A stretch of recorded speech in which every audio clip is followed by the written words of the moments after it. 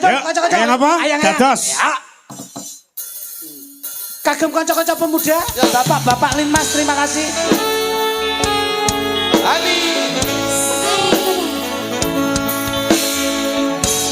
Saking Bapak Kades Rudi Jenglung Harjo. Salam kagem semua Kades di Kecamatan Sendang. Ati kang nandang sengiting liyan hanyawan aku kowe labuh katresnan mas wong bagus tak jaluk ojo sele katresnan pancene tresno kuwi amung pacoba.